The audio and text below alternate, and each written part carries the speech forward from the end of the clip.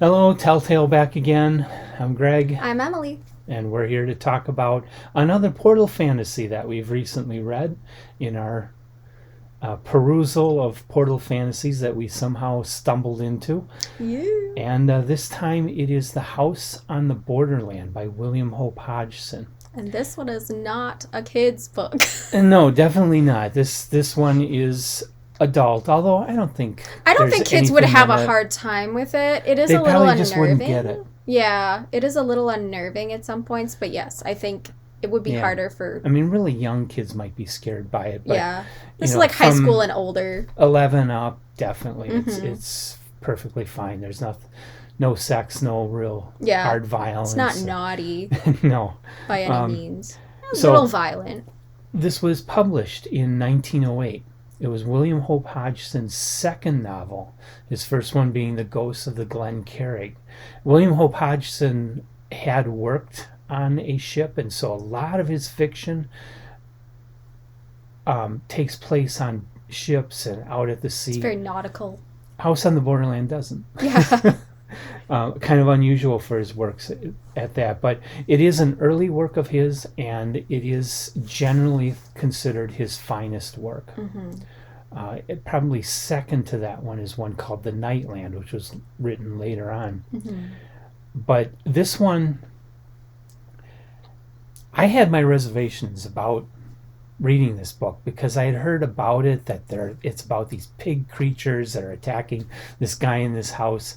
And I thought, that sounds so stupid. And then the paperback edition that I gave to Emily, it has a really stupid looking illustration. They kind of remind me of those pig creatures at Jabba the Hutt's palace in Star Wars. Yeah. The guards.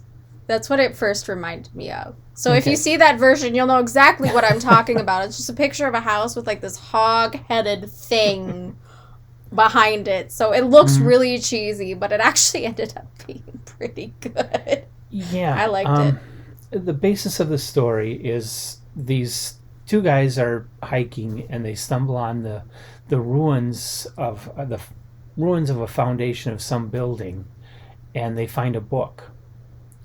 A journal, and they start reading the journal, and the journal turns out to have been written by a guy who used to live in the house that used to be there with his sister, I believe it was. Yeah, it was his sister and his dog Pepper. Yeah, there's just the three of them. And when they move into this house, they start seeing weird things, and there's these movements outside at night. The dog freaks out pretty regularly and has like these very unusual the behaviors. First part is where the dog gets attacked by something in the brush. Yeah. The guy doesn't really see it, but the dog has this big gash in its side, and so he has to take the dog back and fix the dog up. But shortly after that, he realizes that they are being attacked by all these... They're literally described as being like hogs. Yeah, they're like pig people, kind of humanoid pigs, where they still crawl on all fours but have very humanoid proportions and a very hog-like head. It's really interesting.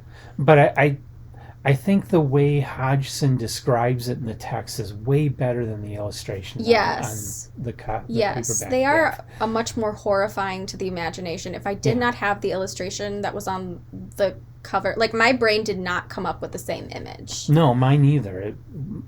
What Hodgson described was a lot more horrible. And more alien, it felt. It felt a lot more alien than it actually felt like something familiar. So that was really interesting. So the main character, these pigs are coming up out of this chasm, and so he goes down into this chasm and finds a tunnel and goes back and is finding this pit and almost gets drowned because the water level rises and starts filling into the tunnel, and he just barely escapes that one with his dog. His dog was down there somehow too. Somehow the dog climbed down. I didn't really figure that I think one it just out. jumped and hoped. Really is all I envisioned. I don't know how the dog would have gotten down there. So then after that, they're back in the house, and the house is just under siege from these creatures trying to get at him and get after him.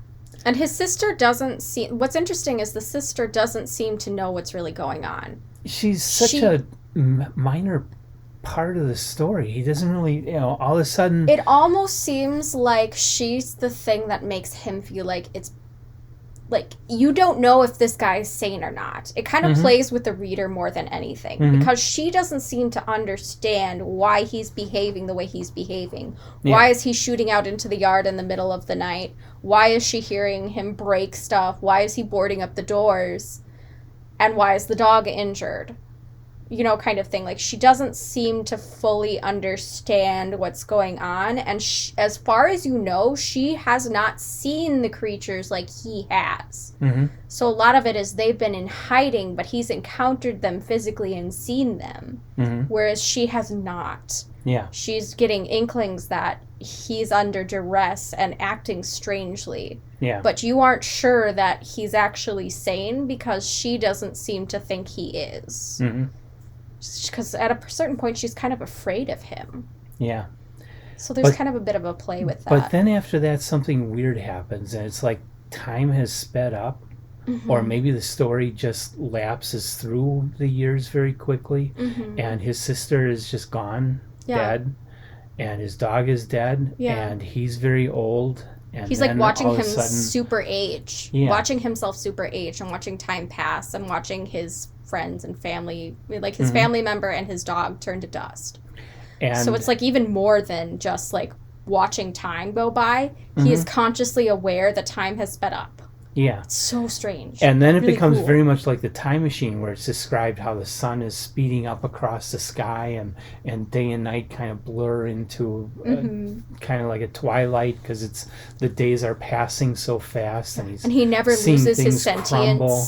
Yeah. Through the whole thing. It's really strange. And then he goes into a section that's very much like the end of Wells's The Time Machine, where he's in the far distant future seeing the sun swollen red, and the earth has gone cold, and the atmosphere starts to fall as snow, and the oxygen turns to snow and falls to the ground, and then it gets really weird after that.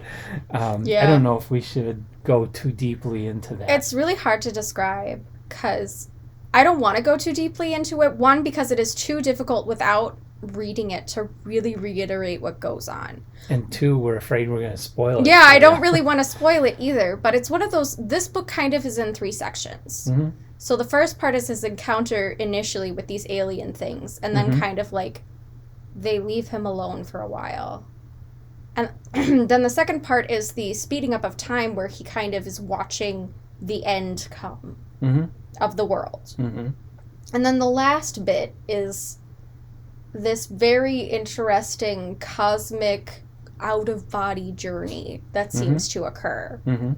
Which is really cool. Like, it's a really cool experience to kind of go along with his POV and stuff. So think 2001. Yeah. It's very 2001: A Space Odyssey when he's going through the Stargate, like, or whatever. Yeah, it's almost like Kubrick was thinking, well, okay, we got this cool Arthur C. Clarke space story, but I love House on the Borderland. I want to throw that in at the end. Yeah, so it's this very, like, interesting journey. And then the end, of course, for sure, is these guys, like, pretty much closing the journal being like, what the fuck did we just read? What happened? They're just looking at each other like, we gotta get out of here, man. This fishing trip is over. Kind of thing. But yeah, it was a very, very good read. And I thought it was really cool because, like, on the paperback edition that you gave to me, Lovecraft loved this book. Yes. Which is really interesting because he actually didn't read it till closer to the end of his life.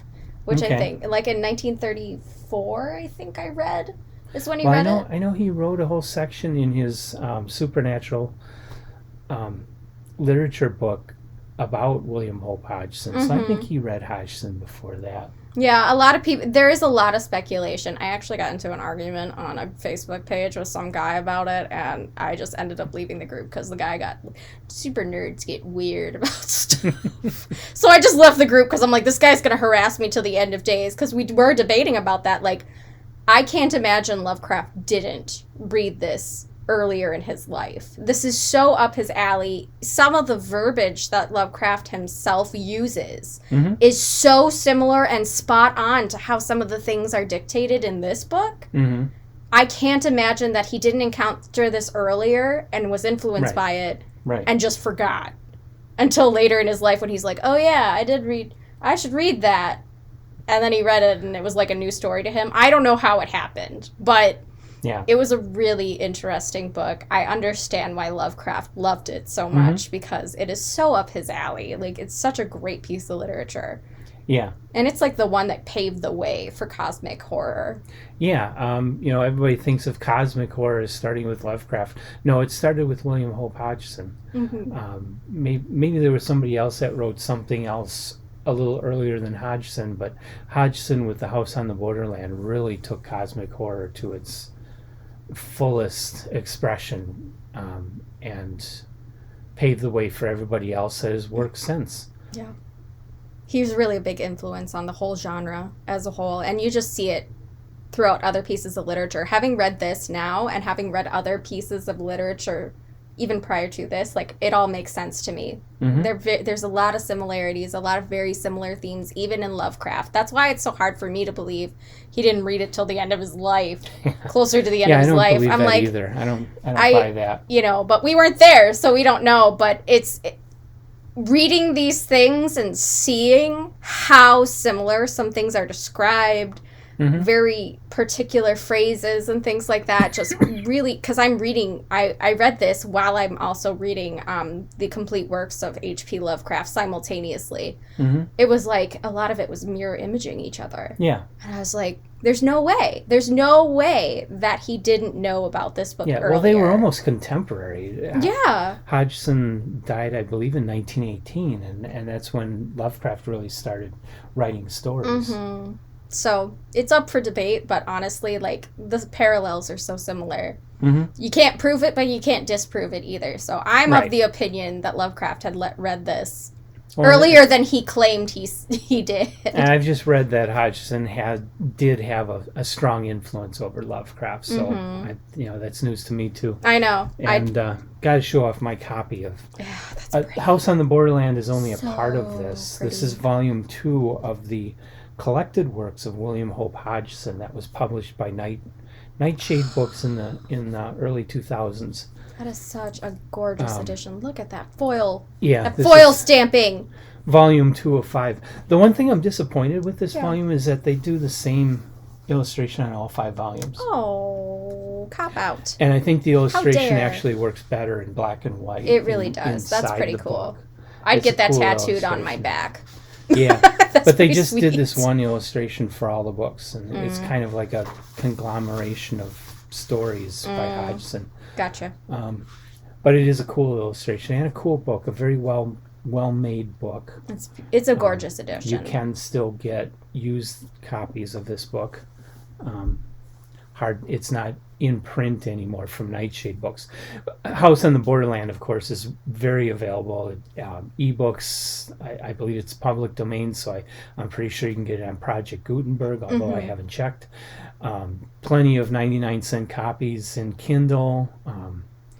There are paperback versions and trade paperback versions and hardcover versions. There's an Arkham House version. There's many, many, many different publications of this book that you can find and enjoy it as much as we did. It was a really good one. So this is definitely a telltale top tale. Yeah. And it's not made the list. As I'm talking, it's not on our list yet, but it will be there.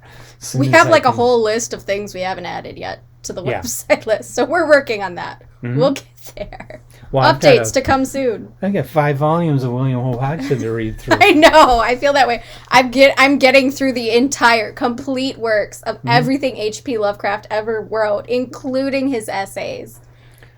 Poems too? Poems? His poetry is at the back of the volume. I got a digital copy because I was like, this is going to be a huge book and it's going to be expensive if I got it. But I found a digital copy on Amazon, so I ordered that. But yeah, we got a lot to get through. Dense material. Yeah, because I've been doing H.G. Wells. I'm up to 1902 now. And then I decided I'm going to do all of Edgar Allan Poe, all of H.P. Lovecraft, and all of William Hope Hodgson. So I'm working on 4 authors all simultaneously here. Yeah. I'll stick with Garth Nix. I love Garth Nix. I should just do all his books. Well, at least I've picked, in the case of Poe and Lovecraft, they didn't write novels really, so it's all a lot of short works and poems. Yes, it does have that benefit where there are very shorter works, I should say. Because I felt like House on the Borderland was still pretty dense. Like, it wasn't a long read, but there was a lot going on, and it was one thing after the other. It was very compelling. That's one thing I loved. I flew through it, but it was... On today's standards, it would be called a novella. Yeah. On my day's standards, it was a full novel. Mm-hmm. It's a shorter novel. Yeah. And you read through it so fast, it doesn't even matter how small it looks. Mm-hmm. Like, there's so much that goes on. It's just one thing after the other. It's a whirlwind of a book. It's really good, though. Yes. So we both enjoyed it. It's on our list, and we recommend it to you. If you haven't read it, go out and read it. Or something similar. Lots of other cosmic horror, lots of other portal fantasies for you to enjoy in literature and explore. Yeah. So comment, tell us what you thought of it if you've read it.